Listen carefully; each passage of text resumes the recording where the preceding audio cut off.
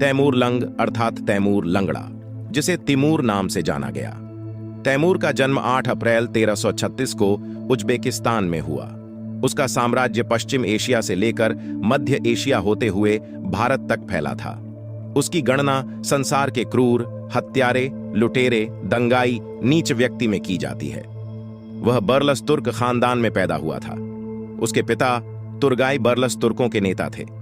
भारत के मुगल साम्राज्य का संस्थापक बाबर तिमूर का ही वंशज था। तैमूर लंग के बारे में हम सब ये तो जानते हैं कि वह एक क्रूर शासक और योद्धा था, परंतु इस सच्चाई से रूबरू नहीं है कि तैमूर लंग किस संत के आशीर्वाद से राजा बना और उसकी एक रोटी खाकर संत ने उसे 7 पीढ़ियों का राज क्यों दिया। आइए जानते हैं, बिना स्किप किए वीडियो को ध्यान से सुनिए, तभी आप समझ पाओगे। तो चलिए कहानी शुरू करते हैं। पूर्व में तैमूर लंग को पूर्ण परमात्मा कबीर साहेब जिंदा महात्मा मिले जब वह राजा नहीं था।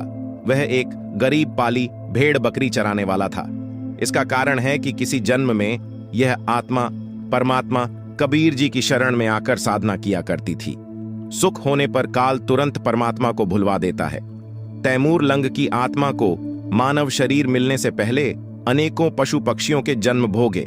जब मानव जन्म हुआ, धर्म के अभाव में निर्धन घर में जन्मा। परमेश्वर कबीर जी एक जिंदा बाबा का वेश बनाकर पृथ्वी के ऊपर धार्मिकता देखना चाहते थे। वैसे तो परमात्मा कबीर जी अंतर्यामी हैं, फिर भी संसार भाव बरतते हैं। जिंदा बाबा के वेश में कई शहरों गांवों में गए। एक रोटी मांगते रहे। पहले अन्न का बहुत कमी रहता था। बारिश पर खेती निर्भर थी, जिस कारण से अधिकतर व्यक्तियों का निर्वाह कठिनता से चलता था। जब परमात्मा चलते चलते उस नगर में आए जिसमें तैमूर लंग मुसलमान लोहार अपनी माता के साथ रहता था। तैमूर लंग और उसकी मां धार्मिक प्रवृत्ति के थे। तैमूर के पिता की मृत्यु हो चुकी थी। तैमूर 18 वर्ष की आयु का था। निर्धनता बहुत ज्यादा थी। कभी भोजन खाने को मिलता तो कभी एक समय का भोजन ही नसीब हो पाता था। तैमूर लंग की माताजी बहुत धार्मिक स्त्री थीं। कोई भी यात्री, साधु या सामान्य व्यक्ति द्वार पर आता था तो उसे खाने के लिए अवश्य आग्रह करती थी। स्वयं भूखी रह जाती थी। रास्ते चलते व्यक्ति को अवश्य भोजन करवाती थी। जिस दिन परमात्मा जिंदा रूप में परीक्षा के उद्देश्य से आए, उस दिन केवल 1 रोटी का आटा बचा था। तैमूर लंग को भोजन खिला दिया था, स्वयं भी खा लिया था। शाम के लिए केवल 1 रोटी का आटा शेष था। तैमूर लंग अमीर व्यक्तियों की भेड़ बकरियों को चराने के लिए जंगल में प्रतिदिन ले जाया करता। वह किराए का पाली था। धनी लोग उसे अन्न देते थे। निर्धनता के कारण तैमूर लंग एक लोहार के आहरण पर शाम को बकरी भेड़ गांव लाने के बाद घन की चोट लगाने की ध्याड़ी करता था। उससे भी उसको अन्न मिलता था। जिस दिन परमात्मा तैमूर लंग को जंगल में मिले, उस दिन भी तैमूर लंग प्रतिदिन की तरह भेड़ बकरियां चराने गांव के पास वाले जंगल में गया हुआ था। जब परमात्मा तैमूर लंग को मिले तथा रोटी मांगी तो तैमूर लंग खाना खा चुका था। तैमूर लंग ने कहा कि महाराज, आप बैठो, मेरी भेड़ बकरियों का ध्यान रखना, कहीं कोई गुम न हो जाए। मैं निर्धन हूं, भाड़े पर बकरियों तथा भेड़ों को चराता हूं। मैं घर से रोटी लाता हूं। यहां पास में ही हमारा घर है। परमात्मा ने कहा, ठीक है, मैं ध्यान रखूंगा। तैमूर लंग घर गया। माता को बताया कि एक बाबा कई दिन से भूखा है, रोटी मांग रहा है। माता ने तुरंत आटा तैयार किया। 1 रोटी बनाई, क्योंकि आटा ही 1 रोटी का बचा था। 1 रोटी कपड़े में लपेटकर जल का लोटा साथ लेकर बाबा जी के पास दोनों माँ बेटा आए। रोटी देकर जल का लोटा साथ रख लिया। माता तथा बेटे ने बाबा जी की स्तुति की तथा माता ने कहा, महाराज, हम बहुत निर्धन हैं, दया करो, कुछ रोटी का साधन बन जाए। बाबा ने रोटी खाई। तब तक माई ने आंखों में आंसू भरकर कई बार निवेदन किया कि मेहर करियो दाता। बाबा ने रोटी खाकर जल पिया। रोटी खाकर कबीर साहेब जी ने बकरी बांधने की सांकल बेल लेकर उसको तैमूर लंग की कमर में 7 बार मारा। वह चीड़ की सण की बेल थी। चीड़ को कामण भी कहते हैं। कामण की छाल का रस्सा बहुत मजबूत होता है। फिर लात मारी तथा मुक्के मारे। माता को लगा कि मैंने बाबा को बार बार बोल दिया, जिससे चिढ़कर बाबा ने लड़का पीट दिया। माई ने पूछा कि बाबा जी, बच्चे ने क्या गलती कर दी? माफ करो, बच्चा है। परमात्मा बोले कि माई, इस 1 रोटी का फल तेरे पुत्र को 7 पीढ़ी के राज्य के वरदान के रूप में दिया है, जो 7 बार बेल सांकल मारी है, जो लात तथा मुक्के मारे हैं। यह बताता है कि इसका राज्य 7 पीढ़ियों के बाद टुकड़ों में बंट जाएगा। माई को लगा कि बाबा पागल है, रोटी शाम की है नहीं, कह रहा है कि तेरा बेटा राज करेगा। माई विचार कर ही रही थी कि तब तक बाबा अंतर्ध्यान हो गया। कहानी में आगे बढ़ते हैं और जानते हैं कि कैसे तैमूर लंग ने बचाई थी लड़कियों की इज्जत। कुछ दिन के पश्चात गांव की एक जवान लड़की को राजा के सिपाही उठाने की कोशिश कर रहे थे। वे राजा के लिए उसे भोग विलास करने के लिए ले जाना चाहते थे। तैमूर लंग दौड़ा दौड़ा गया, सिपाहियों को लाठी से पीटने लगा, कहने लगा कि हमारी बहन हमारी इज्जत है, दुष्ट लोगों चले जाओ। परंतु वे 4-5 थे, घोड़े 7 थे। उन्होंने तैमूर लंग को बहुत पीटा, मृत समझकर छोड़ दिया और लड़की को उठा ले गए। तैमूर लंग होश में आया। गांव में चर्चा चली कि तैमूर लंग ने बहादुरी का काम गांव की इज्जत बचाने के लिए किया। अपनी जान के साथ खेलकर गांव की इज्जत बचानी चाहिए। वह गांव के प्रत्येक व्यक्ति की हमदर्दी का पात्र बन गया। एक रात्रि को स्वप्न में परमात्मा बाबा रूप में जिंदा तैमूर लंग को दिखाई दिए और बोले कि जिस लोहार के आहरण पर तू शाम को नौकरी करता है, उसके नीचे खजाना है, तू उस स्थान को मोल ले ले। मैं उस लोहार के मन में वह स्थान बेचने की प्रेरणा कर दूंगा। 2 महीने की उधार कह देना। तैमूर लंग ने अपना सपना अपनी माताजी को बताया। जो जो बात परमात्मा से हुई थी माताजी को बताई। माताजी ने कहा, बेटा, बाबा जी मुझे भी आज रात्रि में स्वप्न में दिखाई दिए थे, कुछ कह रहे थे, मुझे स्पष्ट नहीं सुनाई दिया। माता ने कहा कि बाबा जी की बात सच्ची है तो बेटा धन्य हो जाएंगे।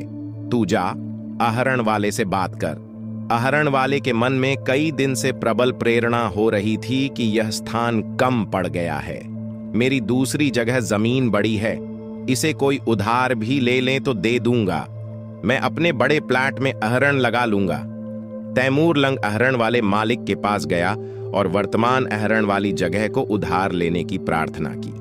आहरण वाला बोला कि बात पक्की करना, जो समय रुपये देने का रखा जाएगा उस समय रुपये देने होंगे। तैमूर लंग ने कहा कि 2-3 महीने में रुपये दे दूंगा। आहरण वाला तो 1 वर्ष तक उधार पर देने को तैयार था।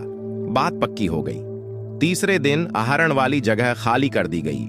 तैमूर लंग ने अपनी माताजी के सहयोग से उस जगह मिट्टी के डल्लों की 4 दीवारी बनाई, वहां पर झोंपड़ी डाल ली। रात्रि में खुदाई की तो खजाना मिला। आहरण वाला पुराना आहरण भी उसे दे गया था। उसके कुछ रुपये ले लिए, स्वयं नया आहरण ले आया।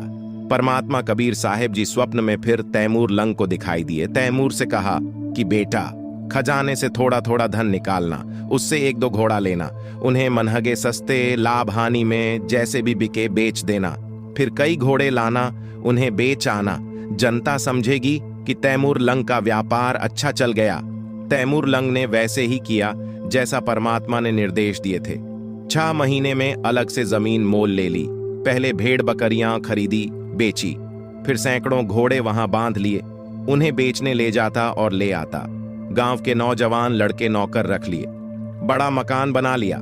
परंतु तैमूर लंग को वह घटना रह रहकर कचोट रही थी कि यदि मैं राजा बन गया तो सर्वप्रथम उस अपराधी बेशर्म राजा को मारूंगा जिसने मेरे गांव की इज्जत लूटी थी। जवान लड़की को उसके सैनिक बलपूर्वक उठाकर ले गए थे। अब तैमूर लंग के पास धन था। जंगल में वर्कशॉप बनाई, लोहार कारीगर था, स्वयं तलवार बनाने लगा।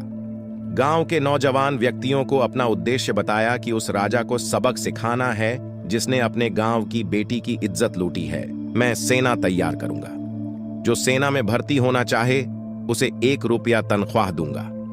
उस समय 1 रुपया चांदी का बहुत होता था। जवान लड़के सैकड़ों तैयार हो गए।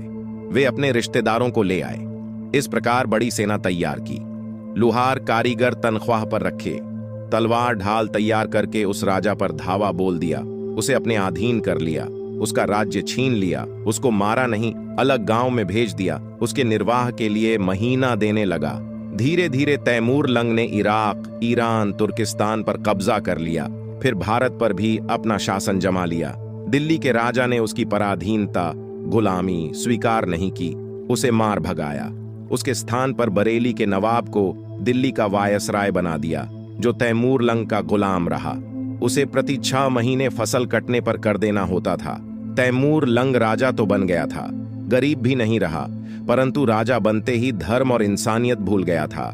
पृथ्वी का क्रूर शासक कहलाया, परंतु परमात्मा ने उसका हाथ कभी नहीं छोड़ा। जब तक उसके पुण्य और धर्म की कमाई चली, तब तक वह निरंकुश राजा बना रहा। परमात्मा ने अपनी आत्मा देखनी है कि उसे कैसे सही मार्ग पर लाना है। कबीर परमेश्वर प्रत्येक आत्मा के रक्षक हैं।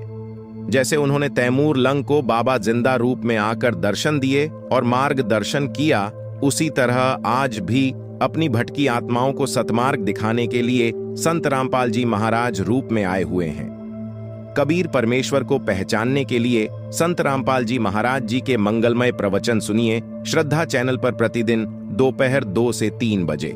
तैमूर लंग जैसा राजा बनने से अच्छा है सत भक्ति करके जन्म मृत्यु के रोग से पीछा छुड़ाना।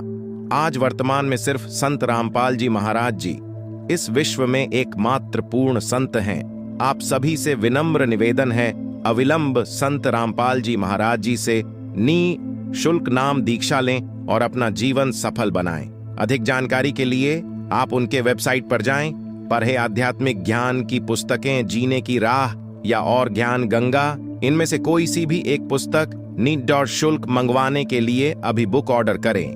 निःशुल्क मंगवाए अपना नाम, पूरा पता, मोबाइल नंबर और पिन कोड निम्न नंबर पर व्हाट्सएप करें। + 9991749960Y25। तैमूर लंग को परमात्मा कबीर साहिब जी ने फिर चेताया। तैमूर लंग को परमात्मा उसी जिंदा वाले वेश में फिर मिले जब वह शिकार करने गया था, राजा था। तब उसको समझाया कि भक्ति कर राजा, नहीं तो दोजख नरक में गिरेगा।